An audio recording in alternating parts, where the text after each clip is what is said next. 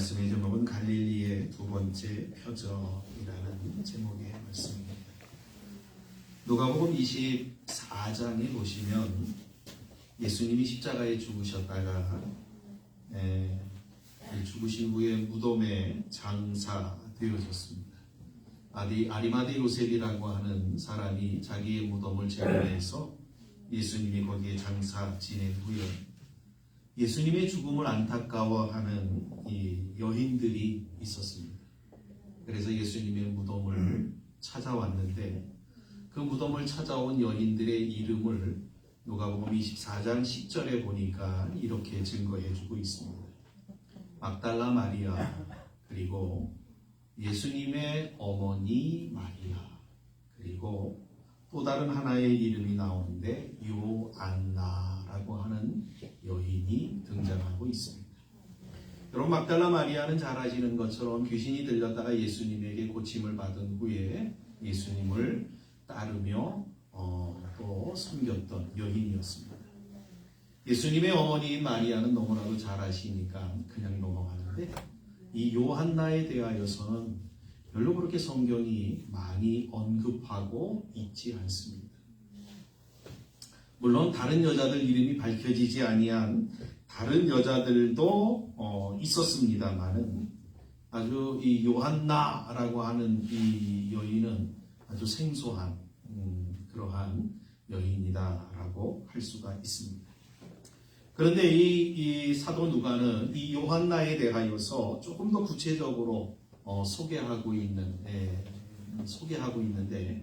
누가복음 8장 3절에 보시면 이 요한나에 대해서 이렇게 소개하고 있습니다. 헤롯의 청지기 구사의 아내 요한나와 이렇게 증거하고 있습니다. 그러니까 요한나는 헤롯의 청지기인 구사의 아내임을 우리가 알 수가 있습니다. 헤롯의 청지기라고 하는 말은 헤롯 대왕이 죽은 후에 이 헤롯 대왕이 다스리던 지역을 네 등분해서 네 아들들이 다스리게 되었습니다. 그 중에 이제 갈릴리 지역은 바로 이 헤롯이라고 하는 헤롯 안디바라고 하는 이 사람이 다스리게 되었습니다. 그러니까 그 헤롯의 청지기, 이 청지기는 오늘날로 말하면 어떠한 사람이냐면 헤롯의 재정을 담당하는 재정부 장관 격입니다. 그러니까 대단히 높은 사람이죠. 귀족 중에 귀족이다 이렇게 할 수 있을 만큼 대단히 높은 사람의 아내, 바로 요한나가 그러한 사람이라는 것을 알 수가 있습니다. 지금은 예수님을 따르는 데에 빈부의 귀천을 크게 따지지 않습니다만은 예수님 당시에는 귀족이 예수님을 따른다라고 하는 것은 아주 힘든 일이었습니다. 거기에는 아주 제약이 많습니다. 귀족의 여인이 예수님을 따르기 위해서는 방법이 있는데 어떠한 방법이냐면 남편의 허락을 받고 따른 방법밖에는 다른 방법이 없다 이렇게 말씀을 드릴 수 있습니다. 특별히 누가복음 8장 3절에 보시면 이 요한나가 예수님을 어떻게 섬겼는가에 대해서 이렇게 증거하고 있는데 그가 다른 여자들과 함께 자기들의 소유로 예수님을 섬겼다 이렇게 기록해주고 있습니다. 그러니까 예수님만 따른 정도가 아니라 자기가 가지고 있는 소유물들을 가지고 예수님을 섬겼던 것입니다. 예수님의 선교 여행도 또 예수님의 모든 사역들의 물질로 후원하던 여인이 바로 요한나였다라고 합니다. 이렇게 예수님을 섬기기 위해서는 절대로 남편의 허락 없이는 절대로 행할 수 없는 일이다라는 것이죠. 자, 그렇다고 한다면 어떻게 이 구사는 요한나에게 예수님을 섬길 수 있도록 허락해 준 것일까요? 어떻게 이 구사가 정말 그 헤롯의 이 청직이라고 한다면 여러분 절대 사실 예수님하고는 아주 대척관계에 있는 그러한 상태에 있는 사람들 아니겠습니까? 그런데 그러한 사람이 자신의 아내로 하여금 예수님을 섬기도록 어떻게 그러한 일들이 일어날 수 있었을까? 성경에는 분명하게 답을 해주고 있지는 않습니다만은 거기에 대한 답을 찾을 수 있는 내용이 바로 오늘 우리가 읽은 이 왕의 신하의 사건이라고 말씀드릴 수 있을 것 같습니다. 오늘 본문은 예수님이 물로 포도주를 만드신 갈릴리 가나에서 일어난 사건임을 소개하고 있습니다. 예수님이 갈릴리에 오셨다라고 하는 것을 들은 왕의 신하는 예수님을 찾아와서는 자신의 병든 아들을 고쳐줄 것을 예수님에게 요청드렸습니다. 지금 이 왕의 신하, 예수님을 찾아온 왕의 신하가 누구인가, 어떠한 사람인가를 좀 우리가 좀 추적해 볼 필요가 있는데, 이 사람이 지금 거주하는 지역이 어디냐면 갈릴리 지역이지 않습니까? 그러니까 아마 갈릴리를 다스리고 있는 헤롯 안디바의 신하임을 우리가 좀 짐작할 수 있을 것 같습니다. 그렇죠? 네. 그러니까 왕의 신하라고 하는 말은, 이 신하라고 하는 말은 높은 지위에 있는 관리를 말하는 것으로 상당히 다른 사람들로 하여금 어떤 우러러 보는 이 존경의 대상, 그러니까 높은 관직에 앉아서 사람들에게 정말 이 사람은 정말 우리하고는 다르다라고 하는 그러한 소유자, 그러한 권력의 소유자라고 하는 것을 이야기하고 있습니다. 이러한 점들을 들어서 이 왕의 신하가 바로 요한나의 남편이었던 헤롯의 청지기 구사가 아닌가, 이렇게 신학자들은 생각합니다. 앞에서 이야기한 것들은 이들이 예수님을 믿은 후에 어떻게 살았는가에 대한 이야기라고 할 수 있습니다. 그렇죠? 그러니까 요한나가 예수님을 믿은 후에 어떻게 살았는가, 예수님을 따르며 예수님을 섬기는 그러한 삶을 살았다라고 하는 것을 우리에게 일러주고 있습니다. 자, 오늘 본문은 그들이 어떻게 예수님을 믿게 되었는가, 어떻게 예수님을 또 믿고 또 그분에게 또 은혜를 얻게 되었는가에 대한 내용을 소개하고 있습니다. 이들이 예수님을 찾아오게 된 계기는 자신들의 아들이 병이 들었기 때문이었습니다. 본문 46절 하반절에 보니까 이렇게 증거합니다. 왕의 신하가 있어 그의 아들이 가버나움에서 병들었더니. 여기 병들었다라고 하는 이 말은 어떠한 상태를 가리키냐면 힘이 없는 상태, 아주 나약한 상태. 그러니까 오랜 동안 지병으로 인하여서 모든 기가 다 빠진, 그래서 정말 자기 스스로 거동할 수 없는 그러한 상태를 가리키는 말입니다. 그러니까 이 병들었다라고 하는 이 말을 통하여서 이 왕의 신하의 아들이 얼마나 오랫동안 고통 가운데 있었는가라고 하는 것을 우리는 알 수가 있습니다. 부모에게 가장 큰 상처와 고통은 뭐니 해도 자식이 아픈 것이다라고 할 수 있지 않겠습니까? 이 왕의 신하에게 있어서 아들 또한 무엇과 비교할 수 없는 그런 아이였을 것입니다. 그런 아이가 병이 들어서 시름시름 앓고 있을 때에 이 부모들은 어떻게 하면 아들을 고칠 수 있을까 노심초사하며, 아마도 성경에는 이야기하고 있지 않지만 백방으로 알아보고 또 이 아들을 고치기 위하여서 안간힘을 아마 썼을 것입니다. 좋은 약이란 약은 다 써볼 것이고요. 병을 잘 고친다라고 하는 의사라고 듣기만 하면 그 의사를 찾아가서 자신의 아들의 병을 보이면서 어떻게 하면 나을 수 있는가를 늘 이 부모들은 아마 애를 썼을 것입니다.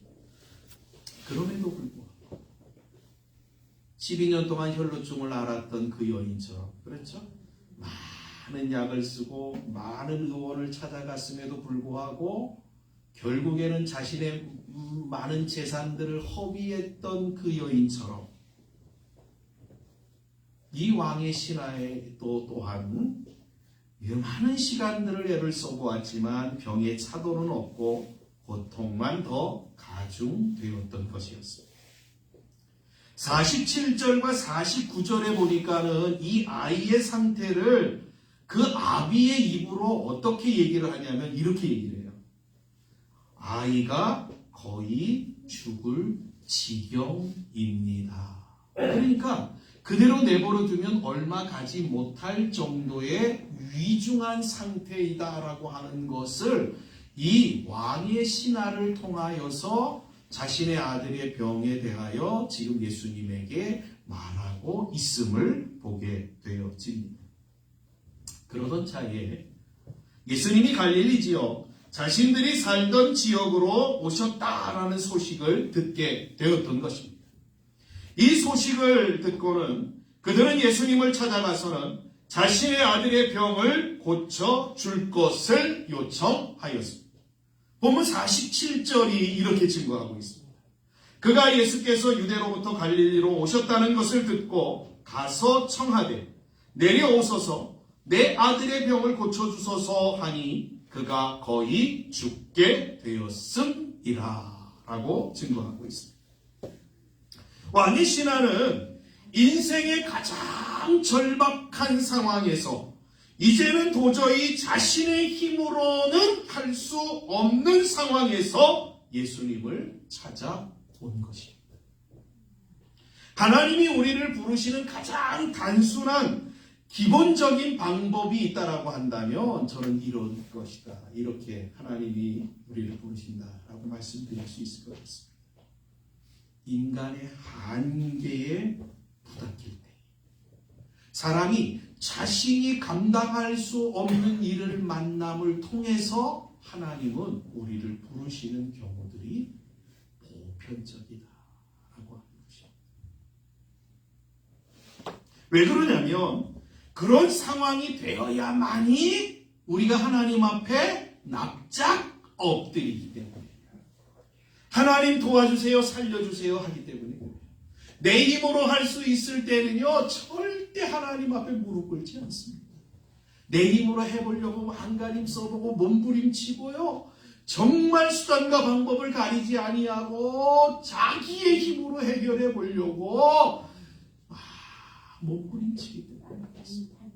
그때 자신의 힘으로 할 수 없는 지경이 될 때 그때 어떻게 하나님 앞에 두 손 들고 나아오지 않습니다.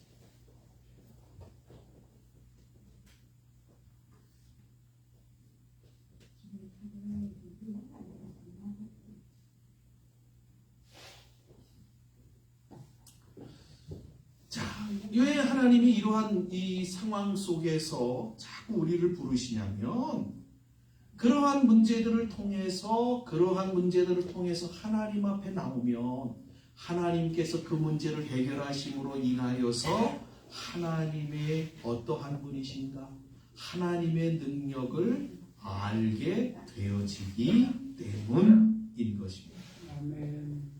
여기 인간의 한계에 있는 자들은 바로 죄인인 모든 인간들을 가리키는 말입니다.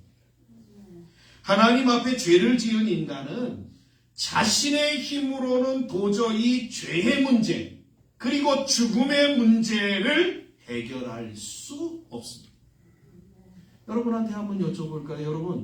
여러분 죄의 문제 해결하실 수 있는 분 계십니까? 죽음의 문제 해결하실 수 있는 분 계신가요? 나는 절대 죽지 않아. 호언장담하실 수 있는 분 계신가요? 아무도 없습니다. 자신의 죄의 문제, 나는 절대 죄짓지 않아. 여러분, 호언장담하며 살아갈 수 있는 인생은 이 땅에 아무도 없습니다. 그렇기 때문에 우리는 어떻게 해요? 죄 가운데 사는 인생은 절망 가운데 떨어질 수밖에 없습니다. 이러한 죄의 문제, 죽음의 문제는 자신의 힘으로는 도저히 해결할 수 없는 그러한 문제들입니다. 그러한 문제 가운데 있는 자들은 어디로 오셔야 되냐면 예수님께 오셔야 됩니다. 그래야지 그 문제가 해결되죠. 여러분, 오늘 잘 오셨습니다. 예수님께 잘 오신 거예요. 그래서 예수 믿는 자들을 가리켜 성경이 뭐라고 얘기를 하냐면 복받은 사람들이다 이렇게. 여러분, 우리가 복받은 분들인 줄 믿습니다. 네, 여러분 복받으신 분. 예수님만이 우리의 유일한 구원자이시기에 우리의 죄의 문제, 죽음의 문제를 해결하실 수 있기 때문에 그렇습니다. 또한 여기 왕의 신하는 인생에서 어려움을 만난 자들을 일컫는 모습이다 이렇게 말씀드릴 수 있을 것 같아요. 그러니까 죄의 문제, 죽음의 문제에 직면하는 자들은 다 예수님께 나와야 되지만 또 다른 인생을 살다 보면 자신이 해결할 수 없는 문제를 만나는 사람들은 어디로 가야 되냐면 예수님께로 가야 돼요. 이 왕의 신하처럼 말이에요. 우리가 인생을 살다 보면요, 내 맘하고는 다른 상황이 펼쳐집니다. 그런데 그 상황이 내 힘으로 도저히 안 될 때는 그러한 상황이 전개되어질 때가 있습니다. 그럴 때에 누구를 찾아야 됩니까? 오늘 이제 배우는 거예요. 예수님을 찾는 거예요. 아셨죠? 여러분의 인생 가운데 여러분의 힘으로 도저히 해결되어지지 아니하는 문제가 찾아올 때에 우리는 어디로 간다? 예수님께 간다. 예수님께 나아간다. 이거 오늘 배우시고 가십니다. 아셨죠?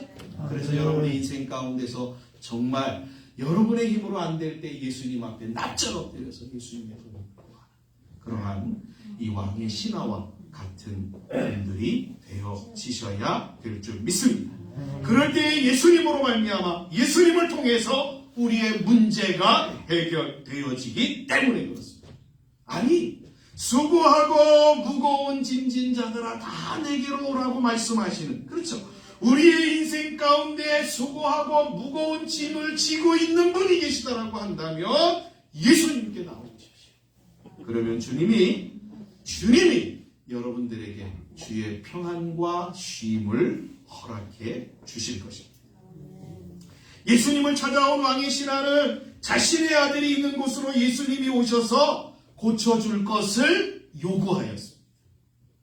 여기 예수님에게 청하다라고 하는 이 말은 어떠한 내용이냐면, 한번 예수님 우리 아들이 죽게 되었습니다 살려주세요 하고 끝난 게 아니라 계속 진행형으로 성경이 기록하고 있습니다. 그러니까 이 왕의 신하가 예수님에게 찾아온 그 시간부터 계속해서 졸졸 따라다니면서 예수님 우리 아들 죽게 됐습니다 살려주세요 살려주세요 살려주세요.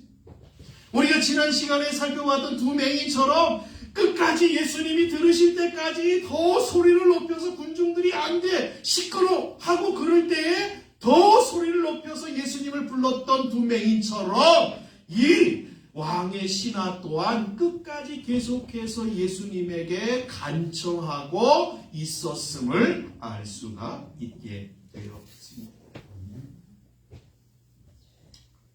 이러한 모습은 우리의 기도에 대하여 늘 배울 점인 것입니다. 그렇죠?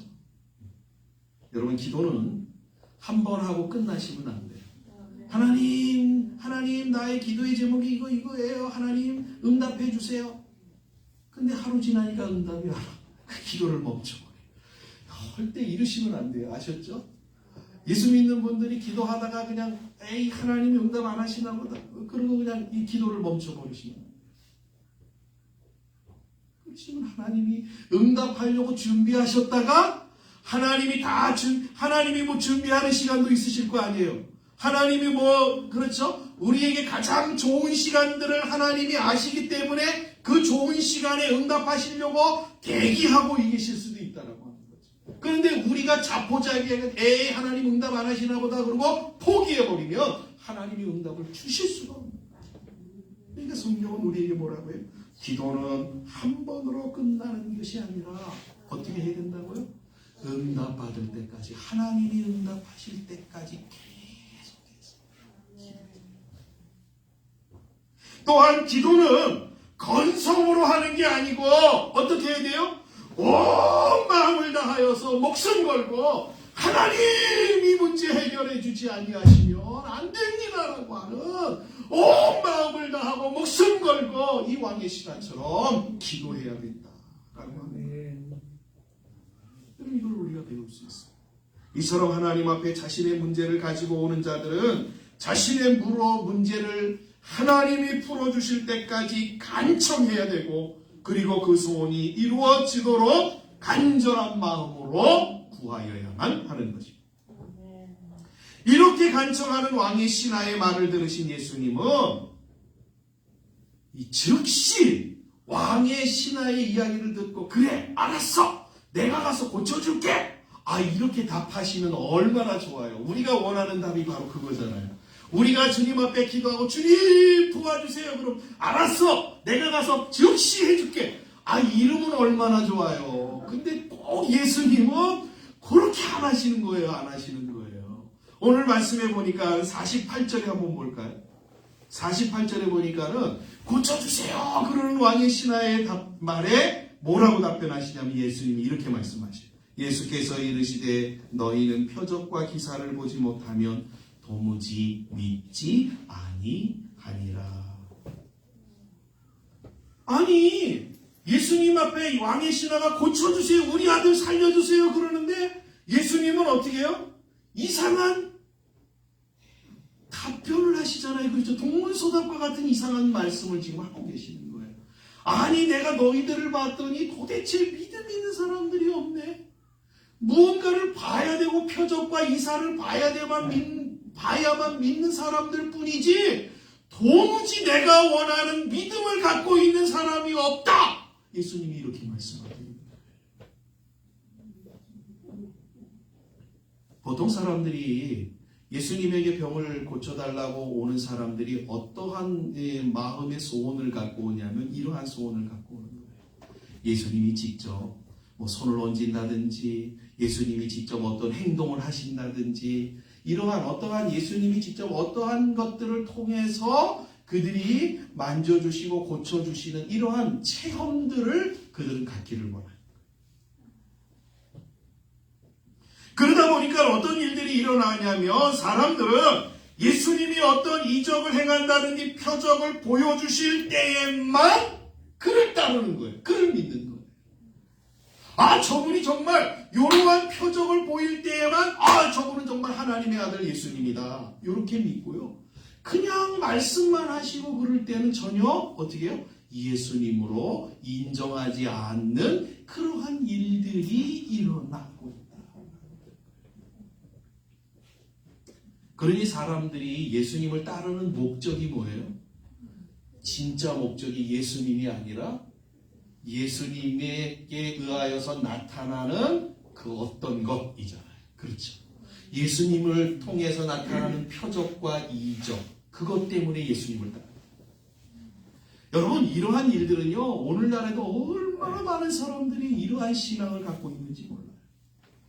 예수님 자체를 우리는 믿고 그분을 따라가는 게 아니라 예수님 믿으면 우리에게 복 주신다고 그랬으니까 예수님 믿으면 우리가 건강한다고 그러니까 예수님이 주시는 그 어떤 것 그거 바라보고 그거 의지하고 그거 받으려고 예수님 따라가는 경우. 그렇죠? 성경은 근데 예수님은 이것을 가리켜 뭐라고 얘기를 한다고요? 표적과 이사를 보고 믿는 그 사람들을 가리켜 믿음이 있다? 예수님이 원하는 믿음이다? 이렇게 이야기하지 않는다는 거예요. 그렇죠? 네. 그러니까 예수님이 무엇과 지금 무엇을 말씀하고 있는 것이냐면 이거죠. 표적과 이 기사, 이적을 보지 아니하고도 믿는 믿음. 그 믿음을 지금 누가 원하시는 믿음이다? 예수님이 원하시는 믿음이다 라고 하는 사실을 오늘 이 말씀을 통해서 우리에게 증거합니다. 소망하기는 오늘 예배를 드리시는 우리 모든 성도님들이 이러한 믿음의 주인공들이 되시기를 주님의 이름으로 간절히 축복합니다. 예수님, 그렇죠? 어떠한 표적이 내 삶에, 어떠한 기적이 내 삶에 일어나지 아니한다. 어떠한 일들이 내 삶에 일어나지 아니한다 할지라도 나는 오로지 주님을 나의 구주로 믿겠습니다. 이러한 고백. 이 믿음이 바로 예수님이 원하시는 믿음이다라고 합니다.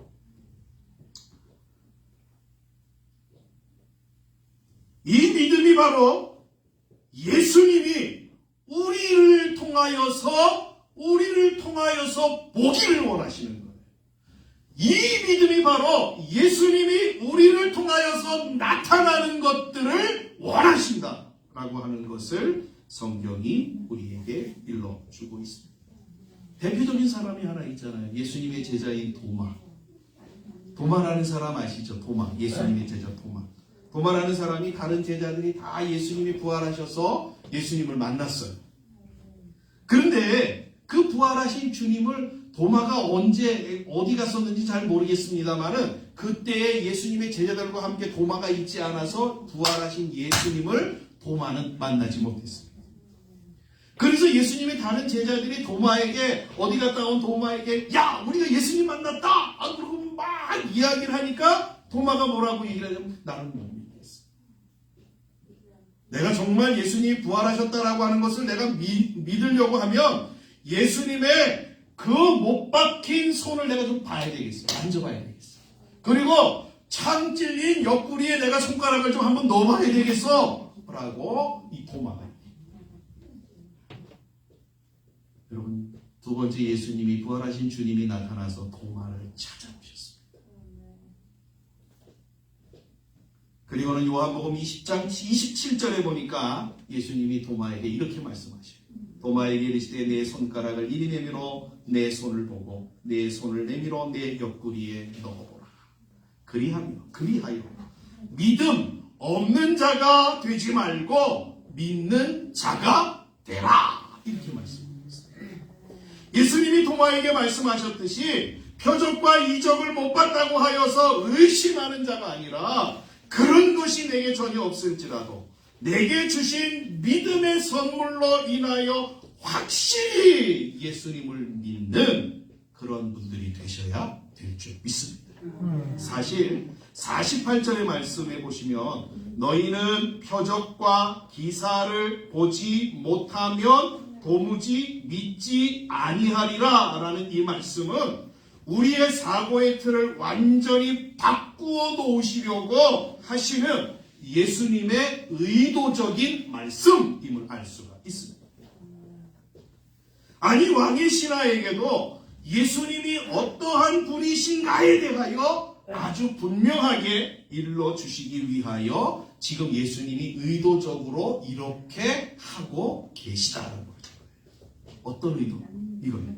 자신의 아들이 죽기 전에 만나달라는 왕의 신하의 간청에 예수님이 이렇게 응답하셔요. 뭐라고 말씀하냐? 본문 50절을 보겠습니다.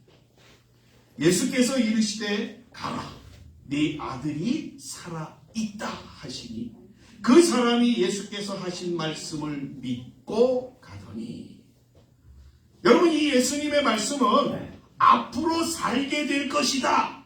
아니면 살만할 것이다. 이러한 얘기가 아니에요. 예수님이 가라 네 아들이 살아있다. 이 말씀은 완전히 치유되었고 온전히 회복되어졌으니 가라라고 하시는 말씀인 것입니다. 그러니까 예수님의 치료는 조금 치료하는 정도가 아니에요. 예수님이 한번 손대시면 어떤 치료를 하신다고요? 완벽하게 치료하시는 치료를 예수님은 이루신다. 또한 예수님은 이 치료를 어떻게 행하셨냐면 어떻게 행하셨어요? 말씀으로만 하셨다는 거예요. 말씀으로만. 어떠한 표적과 이적을 보이신 게 아니라 말씀만 하신 거예요. 왕의 신하에 가! 네 아들이 살았어. 걱정하지 말고 가! 라고 말씀하신 거예요. 그렇죠? 네. 그 말씀을 왕의 신하는 어떻게 들었다고요? 믿고. 그렇죠? 갔다. 성경이 증거하고 있습니다. 여러분, 이것은 어떠한 모습을 보여주냐면 예수님은 말씀으로 천지 만물을 창조하신 하나님이시다라는 것을 보여주는 내용입니다. 여러분 믿으십니까? 예수님은 천지 만물을 창조하신 하나님이십니다. 무슨 말씀이냐면 이거죠. 예수님은 말씀 한마디로도 못하실 것이 없으신 그러한 분이시다라는 거예요. 자, 한 가지 질문을 드리겠습니다. 한 가지 질문을 한번 잘 곰곰이 생각해 보시고 답변을 하셨으면 좋겠어요. 자, 예수님이 말씀하실 때에 왕의 신하가 나왔을까요? 아니면 왕의 신하가 믿고 집으로 갈 때에 자신의 아들이 나왔을까요? 왕의 신하가 예수님이 말씀하실 때에 아들이 나왔을까요? 아니면 왕의 신하가 믿고 집으로 갈 때에 아들이 나왔을까요?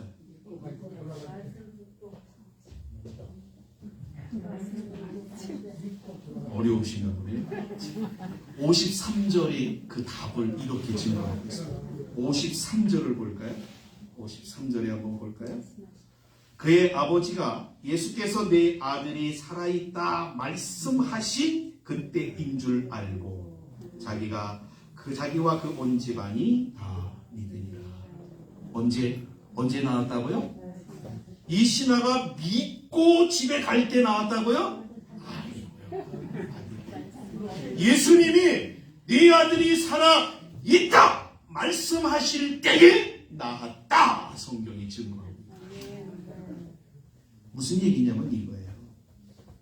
이것은 우리가 믿든지 안 믿든지, 우리가 믿든지 안 믿든지 예수님이 말씀하시면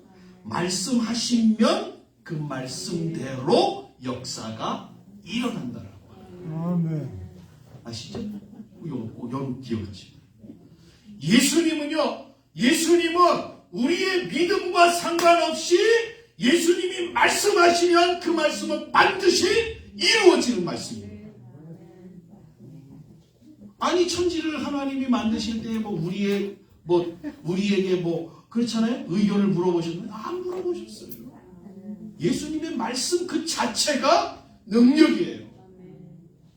믿으시기를 주의 이름으로 축복합니다. 자, 그런데 중요한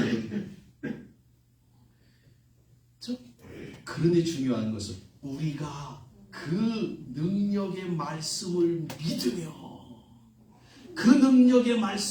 믿으며 놀라운 축복이 주어진다라고 하는 것이 오늘 성경 말씀입니다. 자, 다시 한번 읽어볼까요? 53절의 말씀. 자, 그때 아버지가 예수께서 내 아들이 살아있다 말씀하신 그때인 줄 알고 자기와 그 온 집안이 다 믿으니라. 그렇죠? 여러분, 믿음을 통해서 이 왕의 신하에 어떠한 일들이 벌어졌다 성경이 증거하고 있냐면 그의 온 집안이 다 예수를 믿게 되었다. 이렇게 증거하고 있습니다. 여기 온 집안이라고 얘기하는 것은요, 오늘날로 이야기하면 온 집안, 그러면 보통 어떻게 해요? 할아버지, 할머니, 엄마, 아빠, 아이들, 아들, 딸, 요 정도 생각하겠잖아요. 그렇죠? 온 집안이는 요 정도 생각되는데 옛날에 온 집안은요, 이때 당시에는 온 집안이라고 그러면 우리로 얘기하면 일가 친척, 사돈과 팔촌까지 다 이야기하는 거예요. 그러니까 이 왕의 신하의 온 가족, 친척들이 다 예수를 믿었대요. 어떠한 일 때문에? 이 사건 때문에.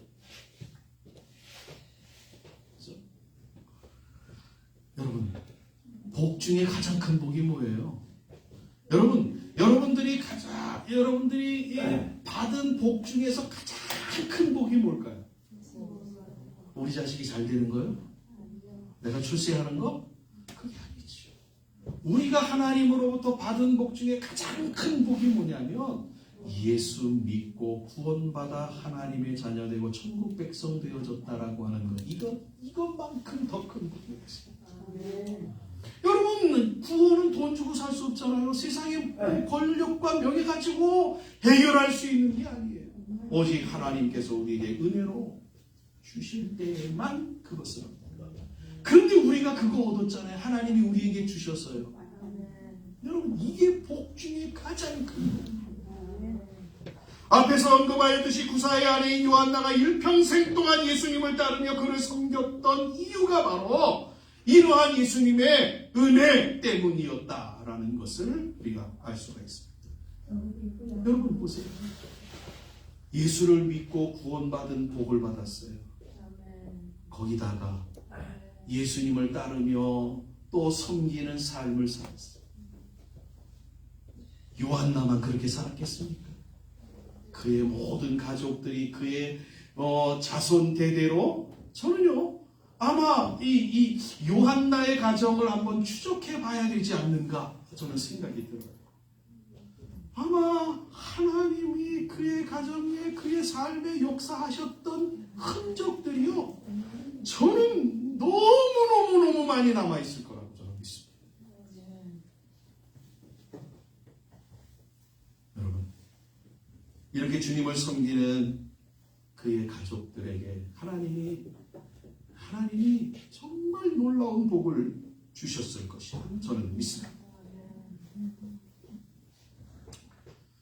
소망하기는 우리 문학의 모든 성도님들의 가정들이 정말 이 요한나의 가정처럼 하나님의 놀라운 은혜와 축복이 넘쳐나는 그러한 가정이 되어지기를 주님의 이름으로 간절히 축복합니다. 그러기 위해서 저와 여러분들이 두 가지를 오늘 말씀을 통해서 기억하셨으면 좋겠어요.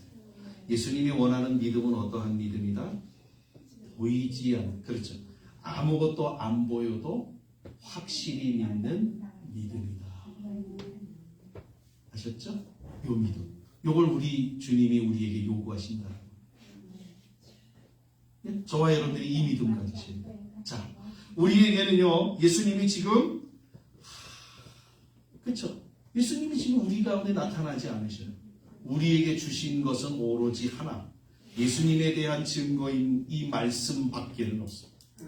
두 번째로, 저와 여러분들이 이 성경의 말씀을 하나님의 말씀으로 온전히 믿는 그러한 분들이 되어주셔요. 그래서 이 하나님의 말씀, 성경이 하나님의 말씀이라는 사실을 믿고 그래서 그 말씀대로 살아가는 것. 그것이 저와 여러분들이 복을 받고 우리의 후대가 복을 받는 요한나가 그의 가정이 복을 받았던 그 놀라운 은혜와 복이 동일하게 우리에게도 주어질 수 있는 비결이다라는 사실. 저와 여러분들이 기억하시고 하나님이 정말 원하시는 아무것도 안 보여도 하나님을 확실히 믿는 믿음의 사람들 되어주시고 하나님의 말씀이 성경을 하나님의 말씀으로 믿고 그 말씀을 순종하며 살아가시는 귀한 분들이 다 되어지시기를. 그래서 여러분의 세대가 복을 받고 후대가 복을 받는 귀한 은총을 받는 귀한 우리 모든 성도님 되어지시기를 주님의 이름으로 간절히 축복합니다. 기도하겠습니다.